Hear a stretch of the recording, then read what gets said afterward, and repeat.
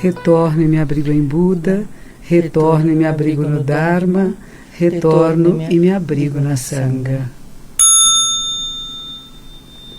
Os 3 tesouros, as 3 joias, Buda, Dharma e Sangha. Buda, o ser iluminado, aquele que acorda, que desperta. Dharma, a lei verdadeira. E Sangha, a comunidade que vive em harmonia.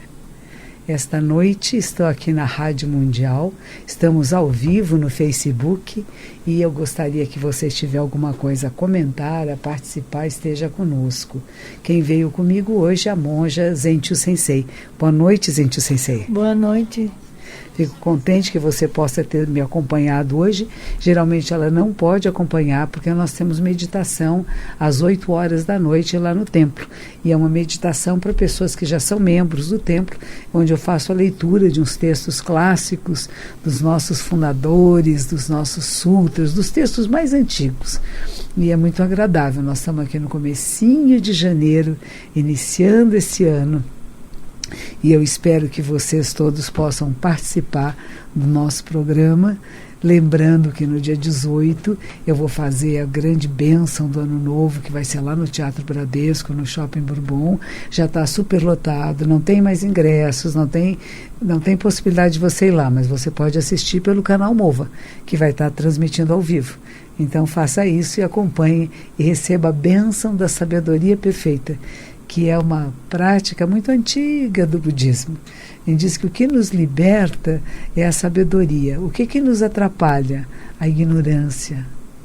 A ignorância é a falta de percepção clara da realidade de como ela é. Entre o euzinho pequeno, sabe? O que o Freud ia chamar de ego. E esse euzinho fica querendo, quero isso, quero aquilo. Se eu não tiver, eu fico triste, fico bravo, fico irritado. A vida pode ser tão maravilhosa, sabe? Quando você percebe que tudo é o caminho. E aquilo que acontece para você faz parte, e é esse caminho se manifestando. E não tem que lutar contra, mas a gente flui com. E quando você flui com, você está transformando.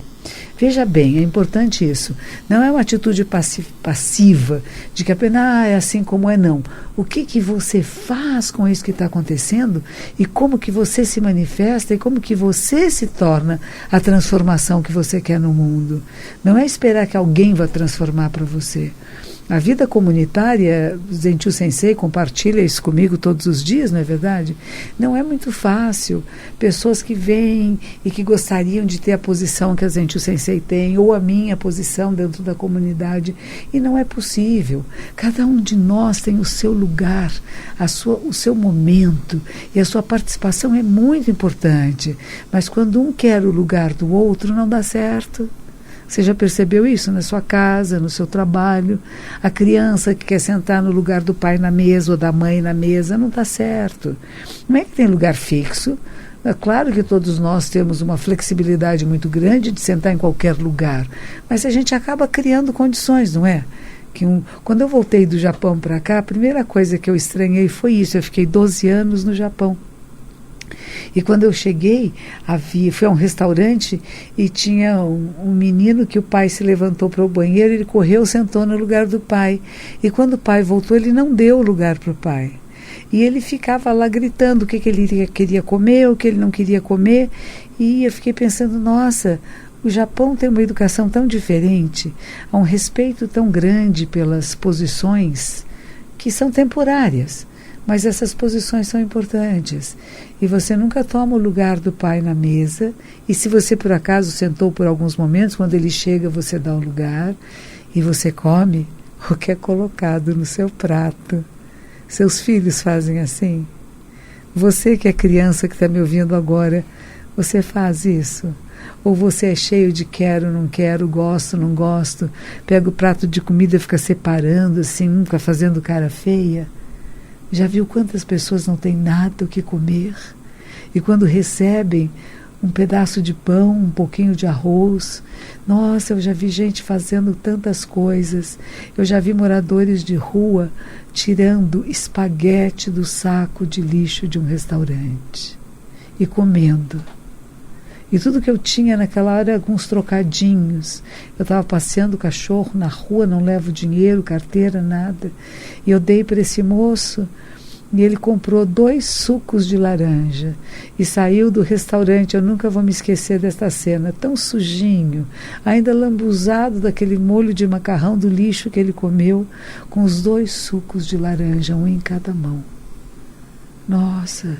Será que nós prestamos atenção no que está à nossa volta, no desperdício, na alimentação adequada? E quando a gente fala de momento zen, a gente está falando da vida diária, não é, Zentio Sensei? Isso mesmo, Sensei. Tem algumas pessoas aí conectadas? Sim, muitas. Bom, aos pouquinhos estão entrando de Curitiba. Camila, que diz que ela está começando na prática do budismo e do zen. Queria mandar parabéns para a senhora. E tem uma moça aqui, Cristiane Kerry, ela não se identifica de onde é. Ela pergunta diretamente para a senhora se a senhora acredita que depressão tem cura. Deve ser que tem a ver, ela deve ter lido o livro da senhora, ou sabido dele, né? O último livro que a senhora lançou. O último livro que eu fiz chama-se O Sofrimento é Opcional. Como que o Zen Budismo pode ajudar a lidar com a depressão. Eu não sei se é cura a palavra adequada, mas como é que nós convivemos com as nossas tristezas, com as nossas dificuldades e com a nossa depressão. O que eu digo é que geralmente nós temos grandes dificuldades na vida, alguns nós somos mais sensíveis, nós precisamos de remédio. Depressão é uma doença, as doenças têm cura, elas têm melhora, algumas delas são crônicas e não têm cura definitiva, mas têm melhora. Então como é que eu melhoro meus estados emocionais? Alguns de nós, dependendo do estado em que estamos, precisamos de médico, precisamos de tratamento, de psiquiatria, de terapia, de psicologia, de remédios, saizinhos, pequenos sais. E olha, eu tenho tido encontro com vários psicanalistas e psiquiatras que me pedem muito que dê grande ênfase a você que me escuta e a todos que você possa tocar contra o suicídio. Tem aumentado muito o número de suicídio no mundo, não é só no Brasil. Um certo desencanto com a vida e um certo desvalorização da vida. Então, se as coisas não estão boas, quero ir embora e pronto, eu me mato. Não é assim. Tudo que existe é um processo contínuo de transformação, ensinamento de Buda. Nada existe por si só. Existe o co-surgir interdependente e simultâneo. Se você muda uma atitude, uma palavra, um gesto, uma maneira de ser no mundo, você modifica a trama da existência. Você pode não acreditar nisso, mas é verdadeiro. Porque não é um mise-en-scène, não é uma coisa, uma maquiagem que você põe por cima. Tem que ser uma mudança interna, profunda, dentro de você. E você se perceber como caminho iluminado. Você se perceber como um ser de luz. E você começar a emitir luz em todas as direções. Parar com as sombras, com as reclamações, com os remungos, sabe? Então é preciso que você comece a ver as coisas bonitas da vida em você e à sua volta. Há coisas maravilhosas e estranhas acontecendo o tempo todo. E há coisas muito comuns também. E há coisas horríveis também. Mas por que você para naquilo que não é benéfico? Por que você vai dar tanta atenção ao que é prejudicial? Eu aprecio muito aqui a Rádio Mundial. Nós estamos aqui na Rádio Mundial no programa Momento Zen. Ele é muito importante, sabe por quê? Porque nós queremos dar notícias que libertem os seres, que tirem você dos estados depressivos, que faça com que você evite querer se matar, mas que você queira viver. E viver para as coisas simples do dia a dia, porque a simplicidade da vida é uma dádiva. Então não perca essa oportunidade. Quanto tempo vamos viver, nenhum de nós sabe, mas que a morte venha natural com o tempo, né? Que não precisamos apressá-la, porque todos vamos morrer. E as tristezas, elas existem. As tristezas fazem parte como as nuvens. Hoje, por exemplo, aqui em São Paulo, amanheceu nublado e depois foi se abrindo. E assim pode ser a sua vida. Diz que está tudo nublado, parece que é só tempestade, que a noite chegou no meio do dia. Tenha paciência, respire, endireite a sua coluna vertebral e observe que não há nada fixo nem nada permanente. e que são apenas momentos e que você pode fazer deste um momento zen. Diga, monja. Sensei, aqui tem uma pergunta interessante. Bom, ela chama Luísa, posso dizer os nomes? Esse é para você, Luísa Matos, que está escutando. Ele diz: monja, estou sempre buscando viver corretamente segundo os ensinamentos de Buda, mas me sinto muito infeliz quando ajo com violência, impaciência, falo bobagem, etc. Como equilibrar a busca pela espiritualidade com a aceitação das minhas falhas? O que você diria, Zenchu Sensei? Zenchu é uma sensei, ela é uma professora do Dharma. O que você aconselharia? Bom, o que me ensinaram, a gente sabe, não é que a gente pensa. O que eu falo, me ensinou, foi minha mestra. Pela vez foi a mestra dele, e assim a gente vai até os ensinamentos, a fonte, a origem de todas as nossas palavras, é Shakyamuni Buda. E Shakyamuni Buda, ele baseou, digamos, os ensinamentos dele, uma parte para mim muito importante, o conhecimento. Quem somos nós realmente? A gente não vai acolher uma ideia intelectual, um conceito do que é minha raiva, do que é minha ignorância, minha falha, minha impaciência. A gente tem que conhecê-la dentro, de verdade. Ver a cara dela. Não que me digam que estou impaciente, que eu sou grossa. Eu ver, eu enxergar, sentir minha grossura, minha impaciência, minha raiva. E quando eu vejo a cara dela, não é que me disseram que era, eu vi essa raiva, nesse momento... E nesse momento é que a gente tem como uma pequena pausa, né? Em que é possível a transformação. Muito bom, é isso mesmo. Nós temos que pegar a nossa impaciência, a raiva, os nossos descontroles no momento em que eles estão acontecendo. Não é antes nem depois. Esse arrependimento depois é um passo bom, porque eu falo, vou estar mais esperta. E mais esperta significa o quê? Vou estar mais atenta para o momento exato em que alguma coisa provoque em mim a resposta inadequada. A impaciência, a grosseria, a raiva. Mas antes que eu manifeste, eu vou perceber que alguma coisa mudou no meu metabolismo, na minha respiração, na minha contração muscular. E eu vou trabalhar com essa contração muscular, com essa respiração consciente, e vou escolher uma resposta. Eu gosto muito disso, porque é uma frase também de Jesus. Dar a outra face. O que significa dar a outra face? Não é dar a resposta esperada, porque as pessoas nos controlam ou pelo amor ou pela raiva. Você não gosta de mim? Então vou fazer você ficar com raiva de mim. E se você ficar com raiva, tiver um acesso de raiva, ficar impaciente, você está nas minhas mãos. Eu controlo você. Imagine que ninguém controle você, que você se torne dona de si mesmo. Mas é como jogar dardos num alvo.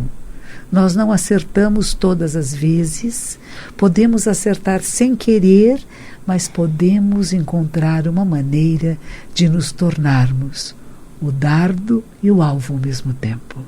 Há um livro muito bonito que se fala sobre o caminho da espada, não é? O caminho do tiro, não é da espada não, do arco e flecha. Chama-se O Arqueiro Zen. Eu recomendo que você procure e leia. É muito interessante, de uma pessoa que quer a arte do arco e flecha, mas isso só acontece quando não tem mais um eu. Enquanto você tem o seu eu, impaciente, bravo, etc., você está na dualidade. Mas você compreender a impaciência, a raiva e transmutá-la. Há trabalhos tão bonitos sobre isso, dos grandes monges budistas, de um vietnamita chamado Thich Nhat Hanh, do Dalai Lama também, como é que você transforma a raiva em compaixão. Não é fácil. Não é. Não estou dizendo para você que é uma coisa fácil. Que maravilha que você já percebeu, e que maravilha que por ter percebido você vai estar mais atenta, e antes de manifestar a sua raiva, a sua impaciência, você vai ser capaz de perceber a sua respiração alterada, a sua contração muscular, e conversar com você para endireitar a coluna, respirar conscientemente e dar uma resposta nova a essas provocações da vida. É possível, sim. Lindo. Diga. Obrigada, Sensei. Aqui tem uma professora, chama Yara de Fátima Fonseca. Ela diz: gostaria de começar um projeto sobre meditação com os meus alunos. Qual a sua opinião? Maravilhoso, é um sonho de muitos anos, desde que eu cheguei ao Brasil.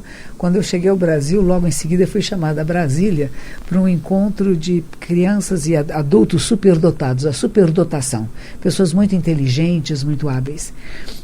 E nesse encontro fiz uma mesa com um monge beneditino, que até hoje admiro muito, que chama Lawrence Freeman. Dom Lawrence Freeman é primaz na Inglaterra, ele vem de tempos em tempos para o Brasil. E ele já dizia naquela época, e ele conseguiu isso na Inglaterra e também na Austrália, que tenha nas escolas públicas meditação para crianças. Não precisa ser meditação budista, meditação cristã, meditação da cabala judaica, não precisa ser meditação sufi, apenas a criança começar a compreender o que está sentindo. Quais são as suas emoções e suas sensações. Coisas pequenas numa sala de aula, dependendo da idade das crianças, sentar alguns minutinhos em silêncio, observa a respiração, a diferença de temperatura do ar que entra e sai das narinas e conversar depois. Mas primeiro ficar quietinho. Isso tem sido usado em salas de aula nos Estados Unidos também com grande sucesso. Sucesso no sentido de aprendizado, porque a criança chega das suas experiências em casa, do caminho, do ônibus que seja, do metrô, da família, às vezes com alegria, às vezes com tristeza. Dependendo das áreas, com muita violência, dependendo das casas, e não só das áreas geográficas, mas das áreas de comportamento das famílias. E às vezes as crianças chegam muito machucadas, e essas vão se tornar quase impossíveis numa sala de aula. E como é que você faz com que elas percebam a violência que elas estão sofrendo e como que elas podem evitar que isso aconteça? E você, professora, é corresponsável pela formação de um ser humano completo. Não é dizer os pais têm que fazer, a escola tem que fazer, é cada um de nós. Eu tenho grande admiração por professores, eu venho de uma família de professores, meus avós eram professores, meus pais foram professores e eu tentei escapar e não escapei, porque eu acho que é quase que uma capacidade que nos é dada. E ser professor significa cuidar. Cuidar com respeito de cada pessoa que se aproxima de você. Como fazer com que desperte, que não seja marionete de ninguém, que não queira controlar ninguém nem ser controlado, mas conhecer a si mesmo para poder agir de forma melhor no mundo. Imagine um mundo de pessoas despertas. Imagine um mundo de pessoas que se iluminaram, que querem o bem de todos os seres. Não bonzinhos, não aqueles que ficam bajulando, isso é péssimo, mas aqueles que verdadeiramente querem que os outros seres tenham plenitude e que vão trabalhar para isto. Eu acredito que os processos meditativos sejam um passo importantíssimo nesse desenvolver da consciência. Sugiro que você comece aos poucos. Vamos ficar quietinho um pouquinho, vamos ver quem ouve o passarinho, quem ouve o carro que passa na rua. O que você ouviu? E deixar que eles falem. E eles vão ficar tão excitados que vão querer falar todos ao mesmo tempo. E nós vamos ensiná-los a ouvir. Que nota é a voz do seu aluno, do seu menino? É um dó? É um ré? É um mi? Veja, você brinca com os sons. Em vez de achar que é irritante, desagradável, e como é que a gente pode falar mais baixo, e como é que a gente vai ouvir uma pessoa que fala baixo, a gente só ouve se ficar quietinho. Então tem 1000 meios expedientes que você pode usar numa sala de aula para introduzir essa capacidade da criança, do adolescente, de conhecer a si mesmo, de ouvir a si mesmo, de saber o que está sentindo e como trabalhar com aquilo que está sentindo. Parabéns, que tenha sucesso. Tem muitas pessoas, Sensei, temos uma pessoa de Portugal, de Jundiaí, de Curitiba, agradecendo muito a senhora, grata pelos ensinamentos, e todos fazem ênfase em uma coisa muito importante, como as palavras da senhora mudaram a vida deles. Pessoas com depressão, com problemas familiares, e são palavras de gratidão. Que bom, fico contente, são os ensinamentos de Buda que eu só transmito. E é interessante que a gente fala assim, não é? O transsujeito, né? Esse dia o Bruno me mandou um e-mail muito bonito falando de uma questão de que você transforma aquilo que você está fazendo. Então, como que os grandes diretores de teatro, por exemplo, transformam o pensamento de Shakespeare, que é um personagem da Inglaterra antiga, e como é que você pode fazer com que aquilo que ele escreveu hoje em dia seja compreendido de uma outra maneira. Você transmuda o sujeito. É tão interessante isso, né? Por isso que eu falo muito de transformação. Os ensinamentos de Buda são os ensinamentos de Buda. Não é que eu os transforme, mas eu os transformo de certamente a maneira que eu traduzo para que nós possamos entender. E esse nós sou eu.